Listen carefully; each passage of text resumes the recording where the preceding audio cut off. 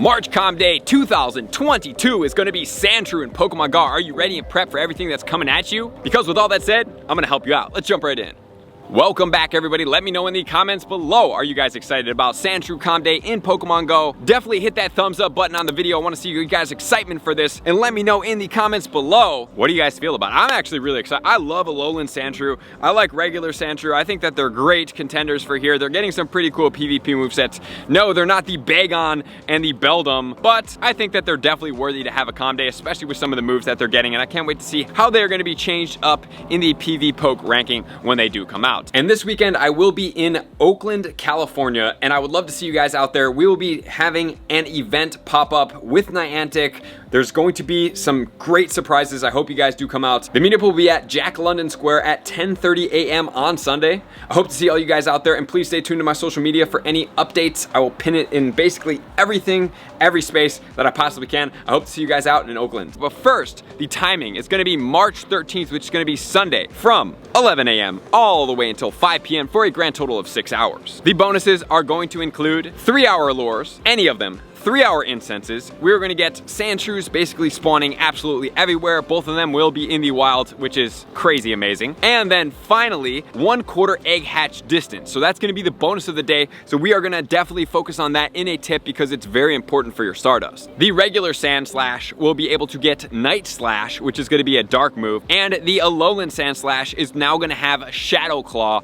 which is gonna be a lot of fun. There will be the $1 storyline that's gonna be gritty and glacial for you guys to purchase. I always suggest doing this. It's relatively cheap, I mean $1, and I think that it does yield way more value than that $1 is. There will be the 1280 coin bundle. That's going to be 30 Ultra Balls. It is going to be 1 Elite Charge TM. It's going to be 5 Lucky Eggs and 3 Super Incubators, which I think is actually a relatively good deal, especially if you do want that Elite Charge TM. And then there's going to be stickers. So with all that said, guys, we have a lot going on. Let's not wasting time. Starting off with tip number 1.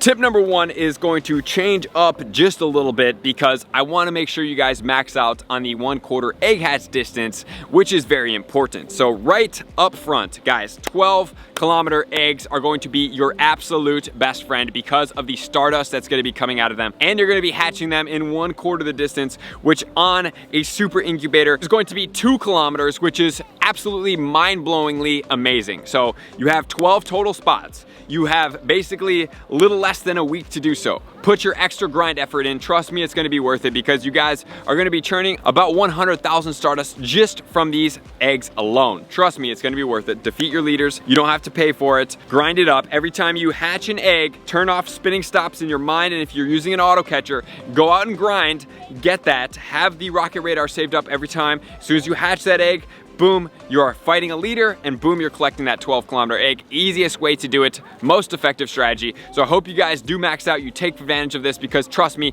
it's going to be worth it for your Stardust. Then, get to start leading back into our tips to get us prepped in tip number 2. Tip number 2 is going to be all about prepping and being ready for this event. So we need Pokeballs, mass quantities. Great and Ultra Balls are going to be the most important. Reason why I'm saying that is because they help you catch Pokemon faster. They're great for everything. And what I suggest doing is doing the skip animation trick. If you want to check the video out up, you can check it out up here. Very, very important to do that. It's going to help you catch more Pokemon, get more XP, get more XL candy. And just remember, guys, if we have these Sandshrews, and then if they do come out with Shadows at some point, I'm going to suggest that you guys are shooting for around 800 XL candy, but you have to be level 40 to get it. So using all of your Pokeballs, Great Balls, Ultra Balls, in specific, the higher of the two catch ratios is going to be important. And then also, I always suggest coming in with at least 300 Pineapple Berries because having as much candy as possible is important for doing things, but then the XL candy is important if you're going to max it out, maybe for Master League or anything like that. And then if they do have the Shadows at some point that did come out and they're going to be super, super powerful, we're not really sure exactly where they would sit,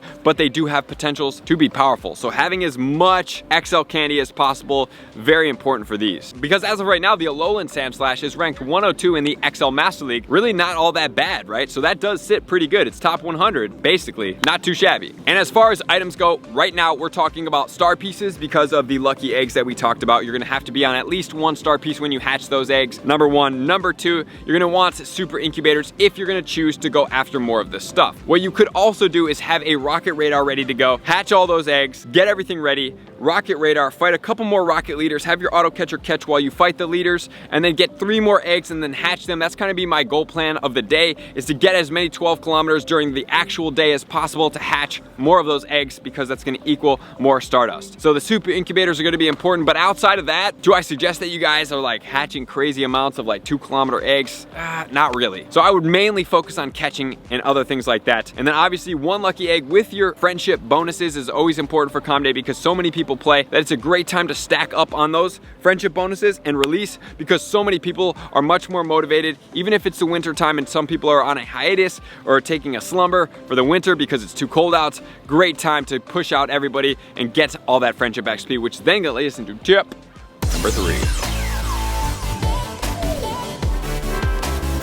Tip number 3 is gonna focus around getting up and close to the event. So where are we gonna be playing? I would suggest a downtown area. If you are in a cold space, I would suggest a mall area. Malls are great, they're indoors, you have the ability to walk, and you have usually some Pokestops, great place to play. There's also the ability to play in parking lots, in a car like a Walmart with great spawns, but there's typically not too many Pokestops there. So after you do clean up the natural spawns, then they do disappear. So I suggest being in a mall area, which is really important. As far as the premium lore modules to use, if you do want to use them and you're in a really close space, because remember, if you're walking around a big space, great lore modules to use are just regular ones, because chances are using a premium one is just gonna kind of kill a spawn. It's not worth the premium on those. But if you're in a really small area, you're not going too many places, using a glacial lure will pull out more of those Alolan Sandshrews, which I think is the prime focus of the event for most of us. So that should be my recommended lore module to use, which is then gonna lead us into the IVs and the CPs of the Pokemon that are gonna be in the wild. So we do have the Great League for the Sandslashes. So the following IVs are: Sandslash is going to be a 0-14-14 in the Alolan form, and the non-Alolan is going to be a 0-14-15. For the Master League, it's going to be a level 50 for the regular Sandslash at 2-14-15, and a 0-14-15 for the Alolan. So it looks like, guys, that's quite a bit of XL candy. And then if you want to have a Master League one as well, that's why I was suggesting that 800 XL candy mark, and we could even go beyond that if we're looking using it for the Ultra League and the Master League. But I just want to make sure you guys are prepped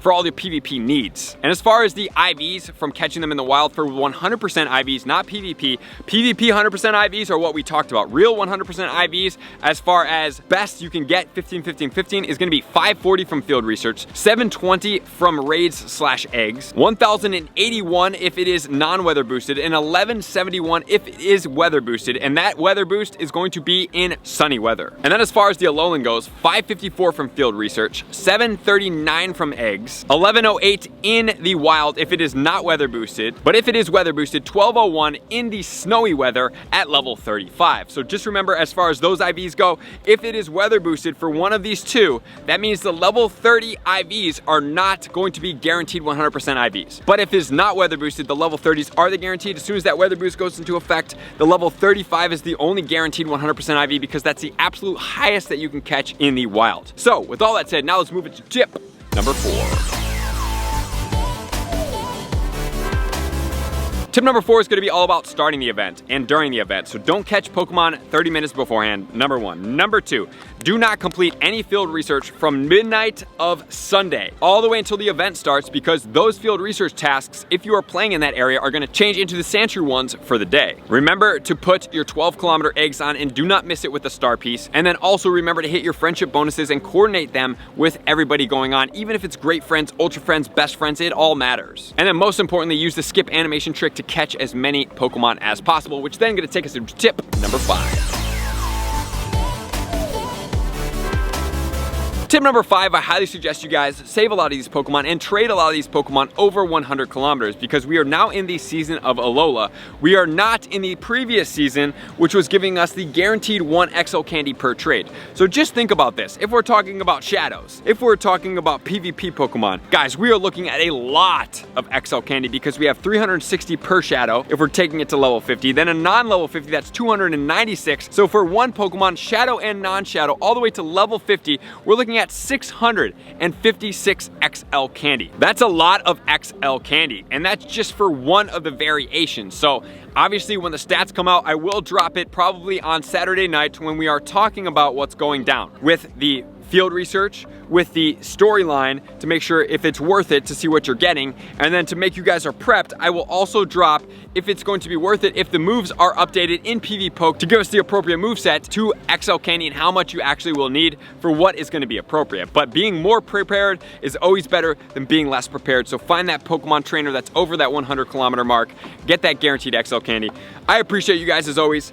Make sure to hit that thumbs up. Likers, commenters, subscribers, Patreon members. Everybody take their support, subscription, and participation to the next level. I'm gonna see you guys out on the next video. Peace.